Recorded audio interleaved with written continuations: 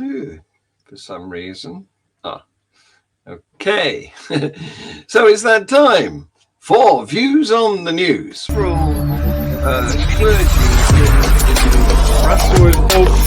the Pope appealing for peace, or was he praying for peace? And the same applies to the carry-on drag. Yeah, that's a good question. So what do you have to say about that, guys?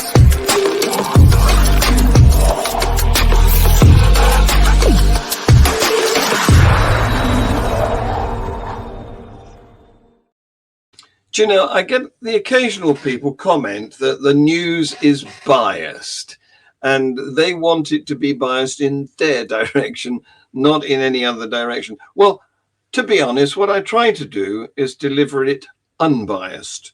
It's not easy sometimes because, you know, I have my personal reaction to suppress, but the programs where you can get opinions, it's not the news, it's this one, it's Views on the News.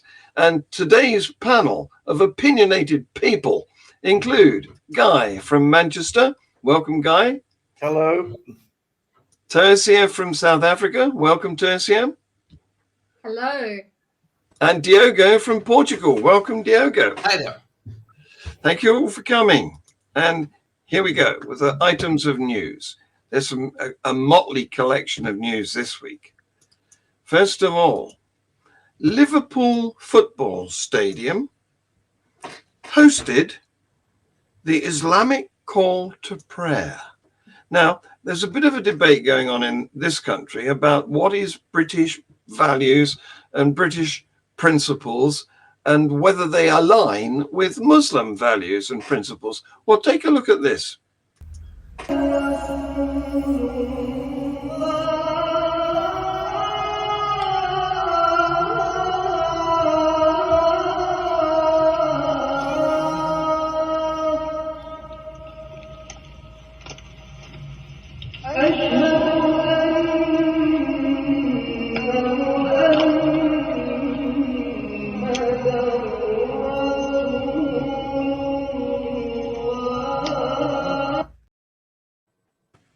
What do you think? Is that British values? Well, there's a few things to be said. The first thing is that I'm gratified how few people were there. That's the good news. Secondly, I mean, there have been similar things done in the past. For instance, when the Pope came to Manchester, he took over an entire park to say mass, and yes. The park was very full of worshippers. So, as a tolerant society, I think, you know, we put up with these things. It is a bit worrying the more and more of, you know, you see Muslims all over the streets and so forth. But there it is. I mean, we're a tolerant society. We should be able to cope with them. Where I do think there is a debate, and that is whether there are some aspects of Islam where we have to say to the Muslims, as far on this point, you know, British values and British laws must prevail over, for instance, homosexuality as an example, and also the way they treat women, some of them. Absolutely. But many Muslims are law-abiding and are aligned, I think. Yes, yes. Can we be too tolerant, though? Yes, we can all. We cannot. The limits of tolerance end when people start being violent and trying to impose their views on their rules on others. That's the problem there. Do you get anything like this in South Africa, Tersia? I'm not aware that we've had that type of situation in South Africa. But the first thing I'd like to ask is, and I tend to veer to the technicalities of the law, because I think that in an organized society, that is where we should gauge ourselves. And as long, so I don't know what the terms are to use the stadium. To whom does the stadium belong? Would it be as easy for me as a non-religious person to host something there? Would I have to pay more? Would I have to pay less? Would I decline? To me, those are the principles. Those are the questions, and I don't have that information. I don't have a problem per se with any person or individual using a facility like that stadium. for whatever purpose, as long as it's not overtly harmful. Mm-hmm. Overtly harmful, I suppose, is where we need to discuss. But I mean, madrasas calls to prayer, I don't see that can be just harmful in and of itself. And I want to agree with Guy here that if we want to preach tolerance, we have to be tolerant as well. But Guy, I must also confess that my first thought was, geez, I'm glad that the stadium is not full. Diogo, do you get anything like this in Portugal?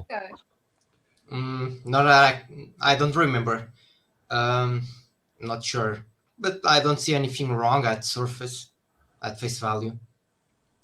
Well, I'll tell you what I think, Mm. because I'm entitled to have opinions as well. Sure. I mean, what would we say if they wanted to do a Muslim call to prayer before the sitting of Parliament, for example? Yeah. Mm. What reason is there prior to a football match to insert a bit of religiosity?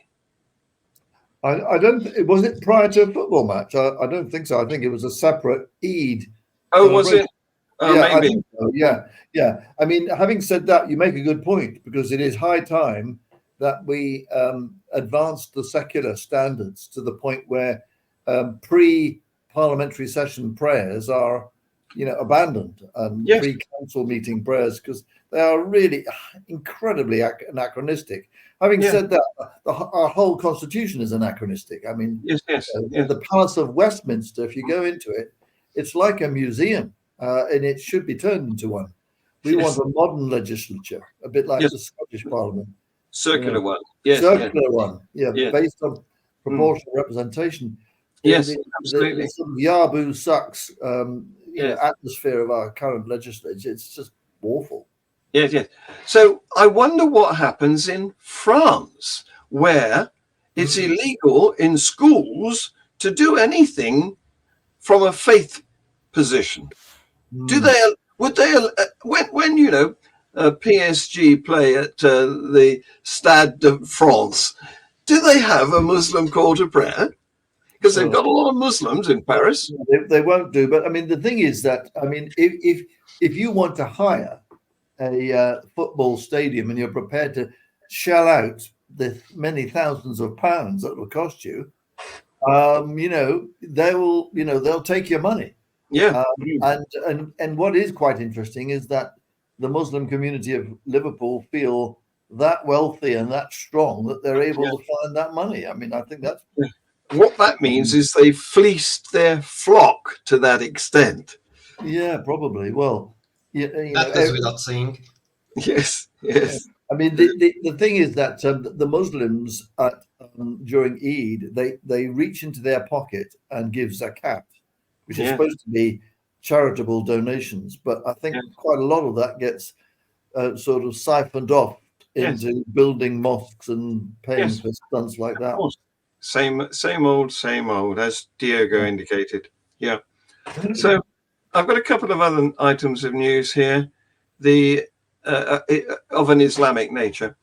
The terrible goings on in Gaza, and we hear today, don't we, that Iran has attacked Israel on their own territory for the first time.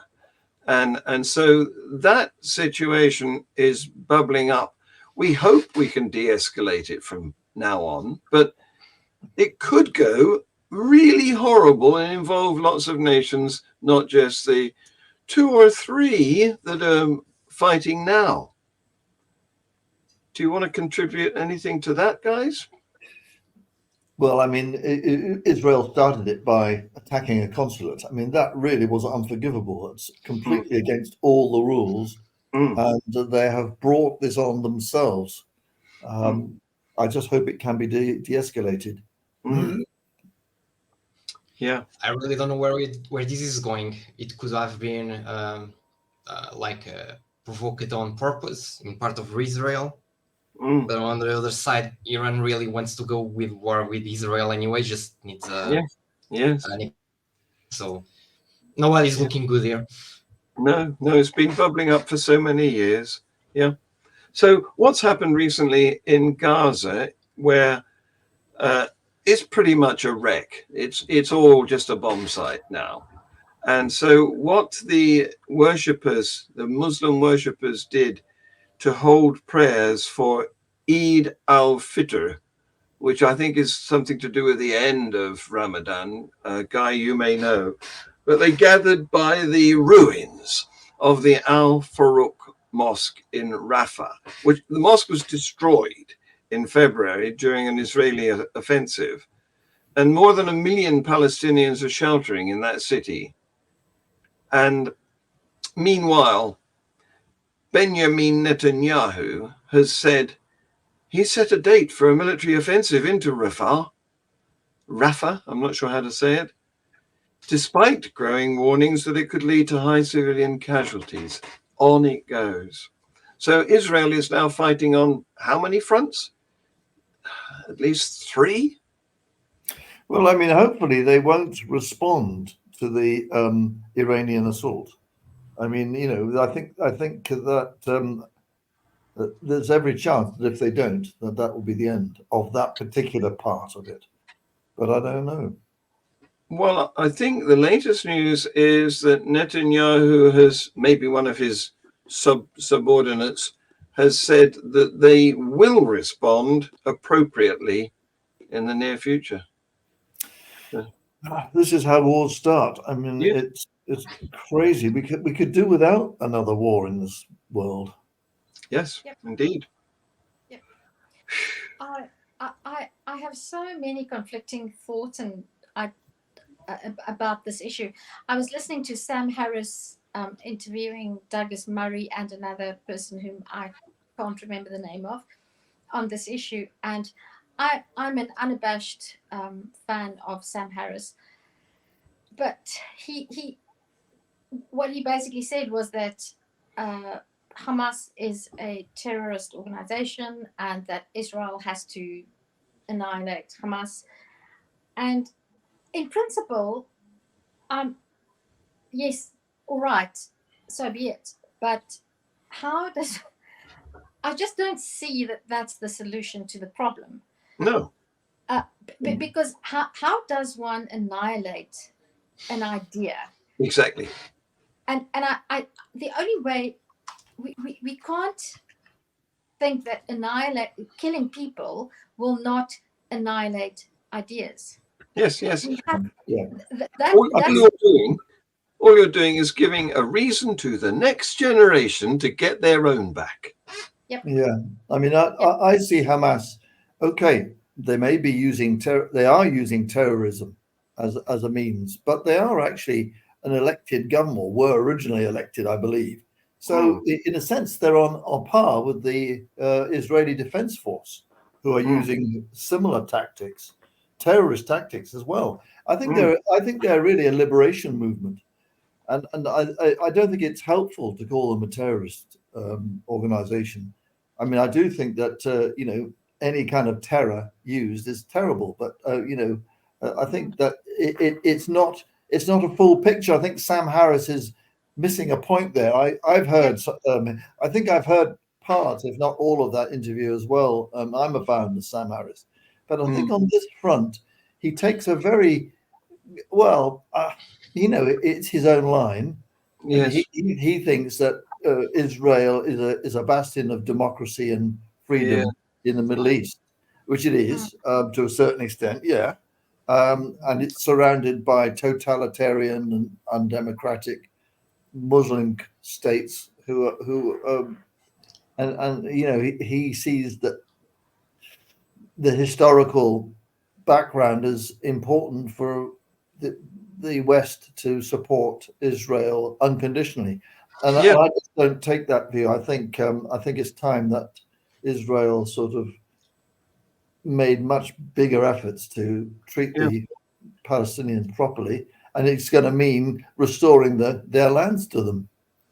Well, there's an item in the Global Atheist News that I broadcast, no, live stream, no, not live stream, just streamed last night, where there's a woman, an American woman commentator on this issue, and she is expressing the view that back when Israel began, whenever it was, 1948 or somewhere, it was pretty much a socialist enterprise. There was kibbutz, there was, sort of hippiness, tolerance, there was liberality, But since then, it's swung very much to the rightward end of the spectrum and is now authoritarian and imposing itself on other communities. And so I don't know, these views are still being formed. The same happened to Iran. Yeah, absolutely. Iran was also developing and mimicking Western states until the point the current regime took over. Yeah. And the same situation applies vis-a-vis the public, the electorate, and the government, because a majority of the public in Iran don't like their government, and a majority, probably, of the public, the electorate in Israel, also don't like their government. They've got very unpopular governments, both of these countries. So one of the interviewers on the Sam Harris podcast that I was listening to did say that if Hamas had not invaded on the 7th of October last year, then the Israelis would have probably been at one another's throats without any interference from outside, because there were so many riots against, like you say, John, the right-wing government. And Netanyahu was literally fighting for political survival. You could make a case. You could make a strong case that the Hamas war has kept Netanyahu in power. Yep. I've even heard some suggestions that maybe Netanyahu supported somehow Hamas. It's a bit of a conspiracy theory, but some people throw that idea around. Yeah. I don't buy many of these conspiracy theories, I'm afraid, but I've heard that one too. Yeah. So, staying with the Islamists, there was a video of this on the news, and I haven't got it in this show, but it was an Islamic crowd in London that they were on one side of the road, and the British police in high-vis jackets were on the other side of the road. And the Islamic crowd were busy throwing bags of rubbish at the British police and all sorts of junk at them. And the police didn't do anything. They stood there. Eventually, they moved forward and shushed the crowd of Islamists away, but they just stood there. And how many countries would that happen? These are very tolerant policemen. In other countries, they'd have their guns out by now, wouldn't they? Yeah, I mean, I think that's a good point. But I mean, I do think the police probably did the right thing there. Again, it's a de-escalation.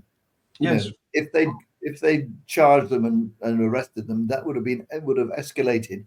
Yes. And the reality is that the Muslims in this country are feeling very, very sore and unhappy and angry, really, because of what's going on in Gaza.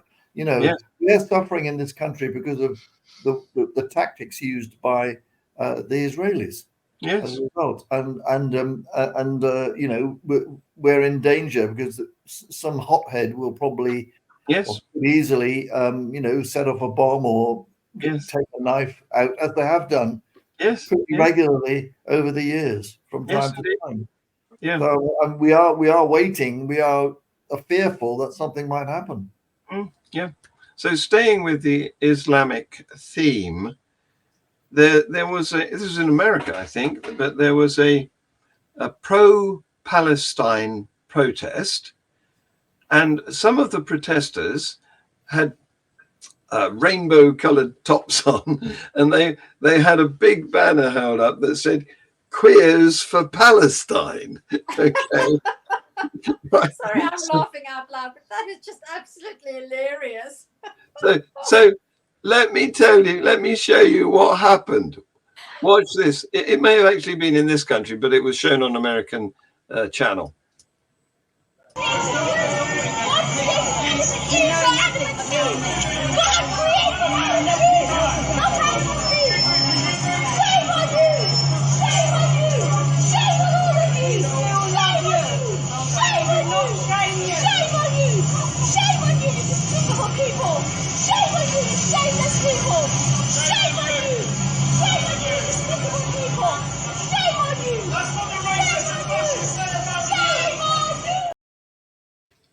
Yes, that was clearly in London, that red bus. Yes, it was, wasn't it? Yes. I mean, I saw it on an American channel. But that woman dressed entirely in a black tent thinks she's in a position to call shame on other people. yeah, I mean, I remember the time, in fact, there was a film made of it, of some gays in South Wales who went and demonstrated in favour of the striking miners. Do you remember this case? Yeah.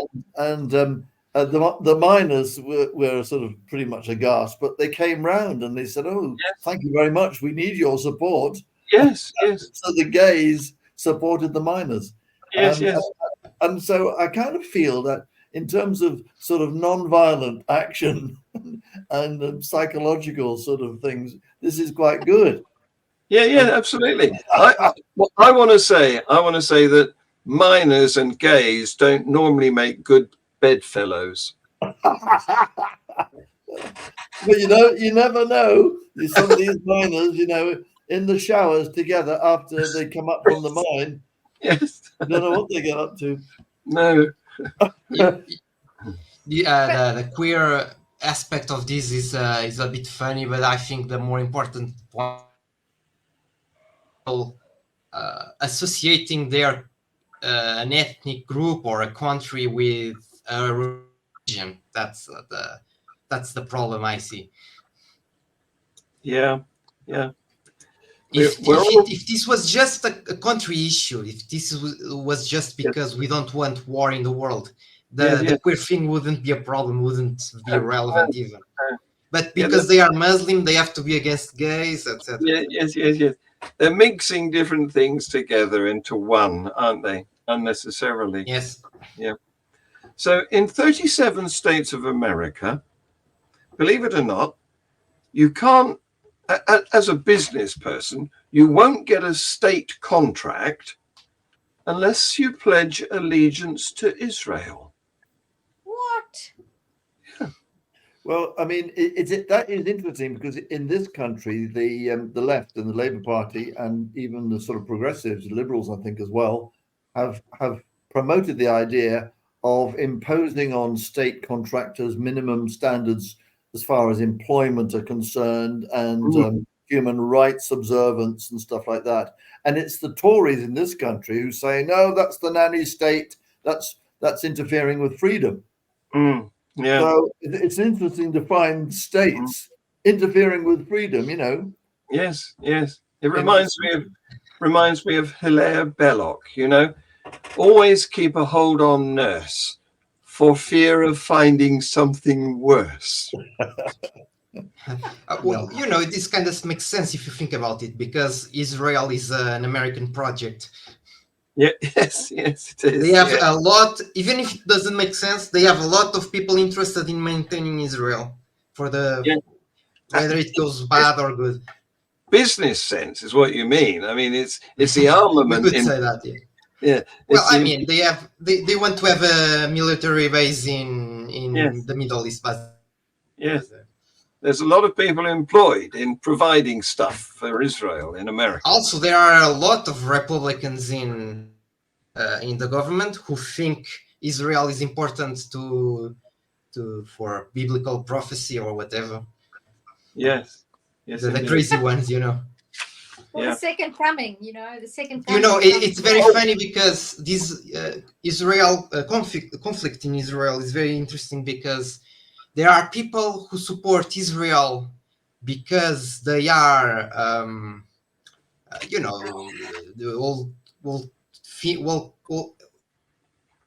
old-timey kind of thinking, like they are the democratic country or whatever. But then there are people who, or the thinking about how Israel defends Jews or whatever. But then there are people who support Israel because they are anti-Semitic and want all the Jews to die by the hand of God. Yeah. It's very weird. Yeah, there's a spectrum of different support. Yeah, indeed. Staying with America. Oh, sorry, Tersia, you want to come in? I just want to say this: the irony just can't escape me. If Nazi Germany were alive and well today, yeah, they would have supported the state of Israel, because they did support the idea initially before they started the Holocaust. Well, they supported it. Their stance was that yes, we support the state of Israel so that we can send the Jews there, yes, and it will save us the cost of having to exterminate them. Yes. And literally, I mean, do you see that? Oh, does dear. nobody see the irony in that? The telltale sign of all of this is what does Israel represent? If Israel is just there to be an ethno-state, like a religious enclave in the middle of a Muslim world, you can see the problems cropping up. It's not going to work, is it? No. Yeah. Wasn't rocket science to work that out. Yeah. So the future needs to be an Israeli and Arab joint state. Solution of some sort. Incidentally, John, you didn't mention that we managed to survive another rapture. Well, I was, yes, that should have been in last week's, I think. Yeah. But you're right. Yes.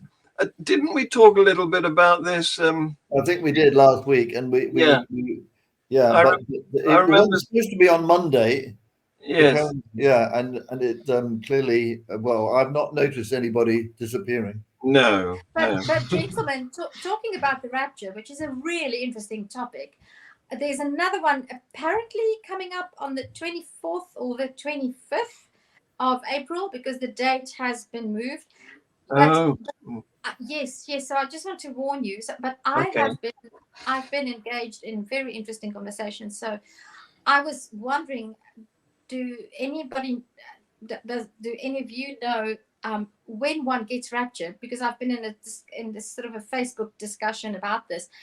Does one get raptured with or without one's clothes? Because I'm just concerned, because if one gets raptured without one's clothes and one gets a new body that looks nice when one gets raptured, then I'm seriously considering converting, getting raptured, getting the new body, and then quickly deconverting and coming back with a new body. Okay. I mean, don't you think that's expedient? Yeah. It sounds. I think that's better advice for us, for John and me, than for you, Tersia. I don't think you need to worry about. Well, what concerns me is this is going to put cosmetic surgeons out of business, isn't it? Yes. Well, Diogo obviously has no. This is not a concern of his at all, because he's just a spring chicken. So I don't know. But I have been in serious discussions about this, and it is a serious topic, because I have until the 24th or the 25th to sort of gauge what I'm going to do. I'm not very bothered about my appearance. Oh, you're not a woman. So, getting back to the news and staying with America, there's a church in Florida. It may be wider than just Florida, but it's called Destiny Church. And one of the workers at the Destiny Church, I think he was a pastor or somebody who leads a congregation, as they choose their own designation, don't they? As we found out last night, Tersia, when we were talking to. Yes. What denomination is that? It's probably a Baptist denomination, Destiny Church. But the thing is that he was bragging to the congregation, who can be heard laughing, about the time when he used to smack his kids. He said, "Some of you have heard my story. I had a cane. I had a long cane. When the law says don't smack your kids, well, I broke the law. I had a cane. Bend over. Whack. The other son comes. Bend over. Stop lifting your head. Whack." And he then goes on to joke about smacking one of his children more for resisting punishment. You're going to get 3 because you kept going up and down like a yo-yo. So what do you think of that? Hey, my society here is a bit divided whether we should spank children or not. Personally, I don't think we should. I think if we have to punish children, it's because there's a miscommunication between the parents and the children, but it's a very complicated topic with a lot of nuances. Yeah. I can tell you a personal story. So go on. When I was first year at school, I had a very old teacher who would beat children with a ruler, and my mother learned about it and asked the teacher about why she did that, if I was misbehaving or something, and she said, "No, he's actually quite an exemplary student. It's just that he's very slow at writing, and when it takes too long, I beat him." So it's like, I think this is a microcosms of the whole mentality around spanking children. Like, when do you decide it's warranted? Yeah. Did it make Maybe you write more quickly? No, I still write very poorly. I mean, this is another example of a conflict between the higher secular morality as far as children's education and upbringing is concerned, and what I would regard as lower and barbaric religious morality or rule. I mean, it's as simple as that, really. And I hope the guy is arrested. Yeah. And I would just like to say that this is one of the topics that throughout the course of my life I changed my mind on. So I had several changes of mind, and I do hope that I will have more changes of mind as I get more and better information. And so I was 27 when I had my first child, and I grew up in a home where corporal punishment was definitely a thing. In fact, I remember getting hidings. We called them hidings, and I was taught that it's because my parents love me that they give me hidings. They love to beat you. Yes. Well, in fact, that's not what they told me. They told me they don't like to beat me, but they spare the rod, spoil the child. And biblical phrase. Yep. When I had my own children, initially I bought into this idea because that's what I grew up with, and I've changed my mind, and I've come to the conclusion that resorting to violence means that you've lost all other options, and that you don't know what else to do. So what I will say, and I think I have some experience. My oldest child is 23, the youngest is 22. No, the middle 22 and 17. So besides the fact that I can't beat them, and I probably couldn't beat them since they were about 10 years old, because at 10 years they were bigger than I was. Yes. So not, but what I would like to say on this topic of spanking is that it means that you've basically given up because you have no other way. But there is ironically, when you have a toddler that you need to teach things like don't stick things into electrical wall plugs, don't go there. I used to just flick their little hand and say no, don't, and that works just fine. It's not harmful. It doesn't hurt them. So the younger a child is, but so when they're toddlers, there is something to physically removing them from because most of the discipline that one does to a child that age is about their own safety. You can't go there, you can't do that. And Absolutely. the older they get, the less effective violence becomes. Yes, And, yes, and that's what bothers me about that saying, spare the rod, spoil the yes. child. And we've had court cases. I just want to say that in South Africa, we've had court cases because the South Oh, African law says you're not allowed to beat your children, even as a parent. uh-huh. And there's an organization that actually took the South African government to court to Mm, say that as religious parents, it is their right to beat their children. mm, So it is a very interesting and actual topic that needs to be discussed. mm. And I just want to say that as an educator, as a parent, I have found, as a parent who tried spanking, so Yes, I'm embarrassed to say that, but I tried it because that's what I knew. It is the least effective way of yes. maintaining any form of discipline. Yeah. I find it And it's really. worse than that, because what it does is it teaches that violence is the solution Yes, when Yeah, violence is not the solution. yes. And I mean, I'm full of admiration for my son and daughter-in-law, the way they're bringing up my grandson, who's now 2 and a quarter. They are experts at distracting him from Ah, bad yes, and dangerous things, and interesting him in something else. Also yes, giving him the message, you don't do that, but let's come over here and do something. yeah, You know what? yes, And I think that really works. So they're just so skillful, and he's, yes, I'm just full of admiration. It is. yes, In the, other words, the thing, I agree with Tersia. There are better ways. yes. That's yeah, right. Yes. and Mm. I just want to say, Guy, you've met my youngest son. You've spent Yes. John, you met him as well. You Yep. both of you spent considerable time with him, and Mm. of my three, I never ever gave him a hiding or a beating, which is not to say that he was never naughty. He was naughty. He still is naughty, but we prefer to talk things over and to discuss things. And the older they get, the more complicated it gets. And I think that's the thing that troubles me most about physical violence towards children in the process of educating them.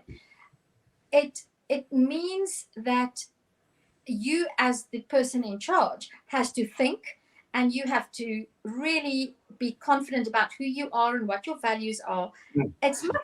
It's much easier to just grab a stick and beat a child Yes, yes, than it is. to Mm. manage the situation. That takes a lot of thinking, and most people just don't want to go there, Indeed. which is Yeah. very, very sad. Let's take the easy way. Yes, yes. So, staying with the US of A, the Arizona Supreme Court recently ruled that the Arizona state can enforce a 160-year-old near total abortion ban that was instigated before Arizona was a state of the United States. This came about because the law was passed in 2022 to allow abortions until 15 weeks of pregnancy. And a right-wing law firm called the Alliance Defending Freedom appealed against that lower court ruling. Okay, so it went to the Supreme Court, and they recently agreed that the ancient law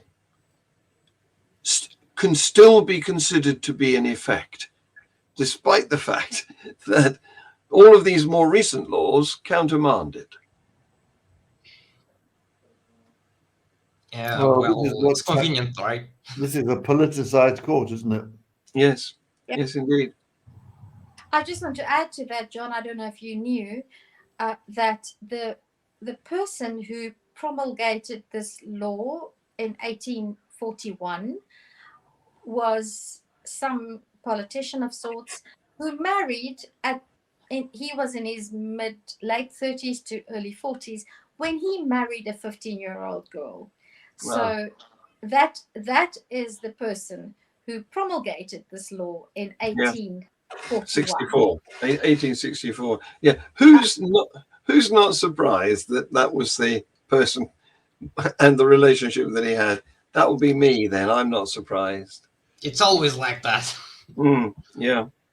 So But finally, the fact, I just want to say the fact that the most advanced nation in the world, the greatest, the biggest, the largest economy in the world, has now reverted to laws that date back to prior to the American Civil War.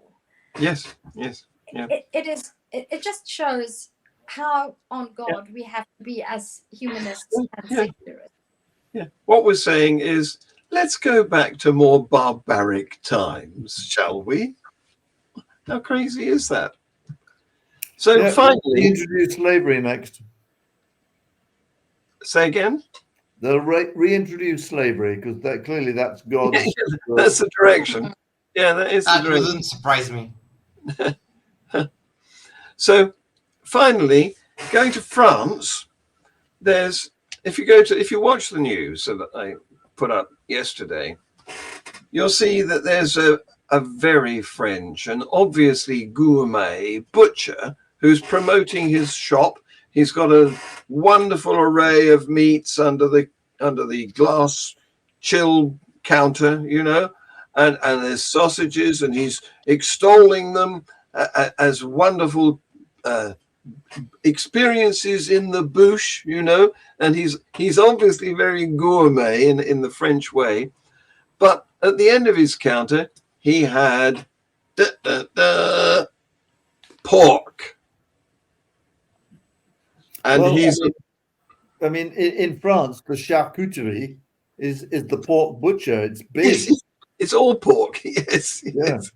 But this guy was a Muslim. And guess what?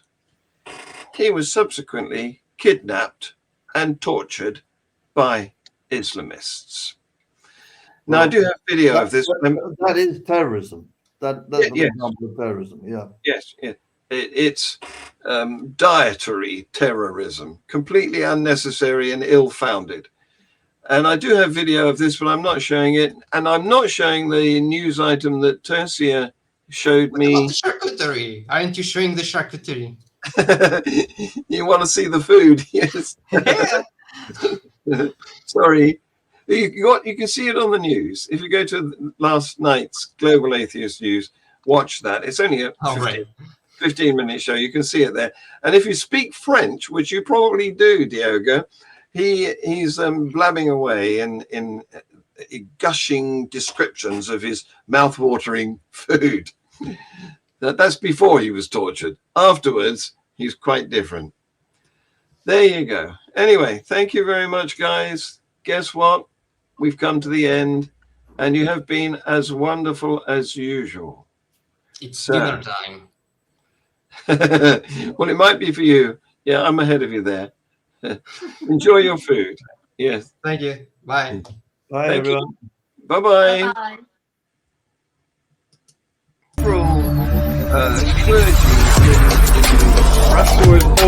Was the Pope appealing for peace, or was he praying for peace? And the same applies to the carrying on drag. Yeah, that's a good question. So what do you have to say about that, guys?